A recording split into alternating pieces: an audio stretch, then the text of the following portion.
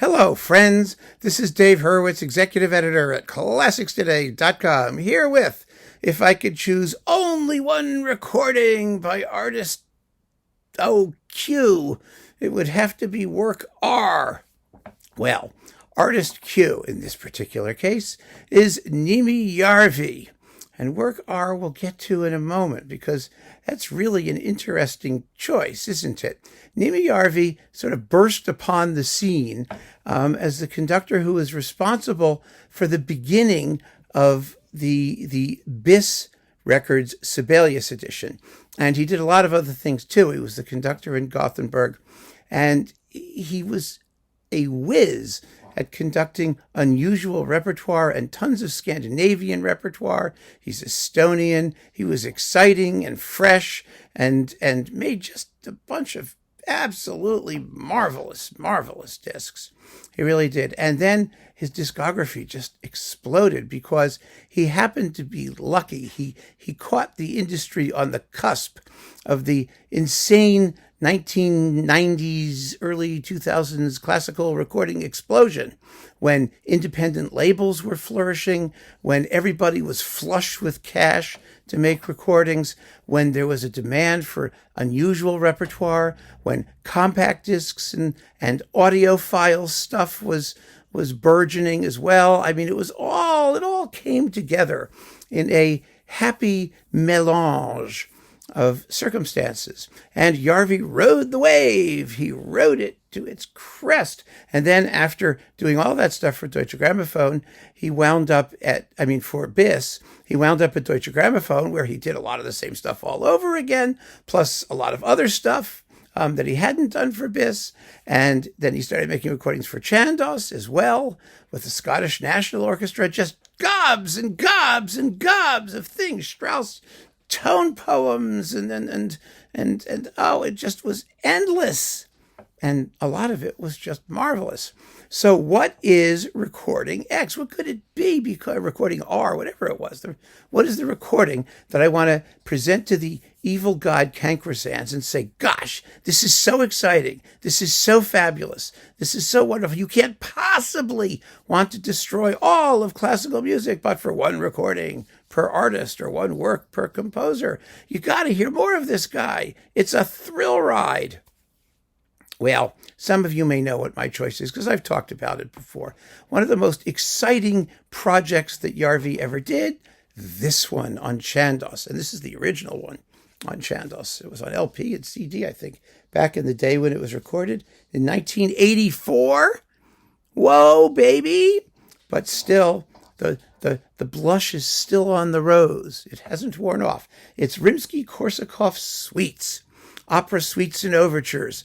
This was a revelation because, Rimsky-Korsakov was always a composer who people sort of, looked down on a little bit. He wrote Scheherazade, he did the Capriccio Espagnol, he did the Russian Easter Overture. No one paid much attention to the operas at all. Gergiev took care of that. And no one paid much attention to the opera suites, which were considered kind of fillers to other things, Russian music stuff, favorite little bitlets and sniglets and things.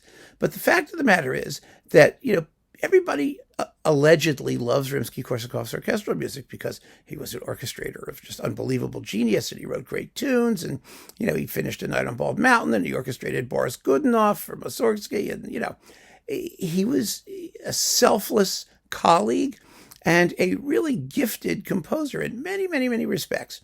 He had no sense of timing, but that's another issue, isn't it? So the bottom line is all of this operatic stuff, the suites that he made from his operas, which contained tons and tons of orchestral music, I don't know what that was.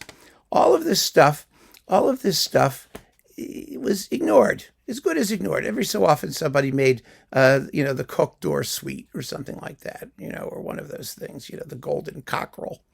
Or Tsar Sultan or The Flight of the Bumblebee. But this was a serious, on LPs, it was three LPs, 2 CDs. And you get the May Night Overture, the Snow Maiden, which everybody knows from the Dance of the Tumblers. Da da da da da da da da da da da da da da da. Oh God, it's wonderful. The Christmas Eve Suite, which I played. Oh, that was fun, which nobody knew. I mean, who knew it? He wrote an opera called Christmas Eve, right? And then Mlada, which is just full of gorgeous stuff, and The Invisible City of Kitej, which may be his operatic masterpiece. These are big pieces, 25 minutes of music, just serious stuff here. And then we have, of course, Tsar Sultan and the Golden Cockerel and the Flight of the Bumblebee. And here they were. And the playing of the Scottish National Orchestra was beyond exciting. Oh my God. I mean, just thrilling. Da da da da da da pa pa pa da da da ba da pa pa da. I mean, just the brilliance and the stunning sonics and the amazing sound. It was really, really special, and it still is.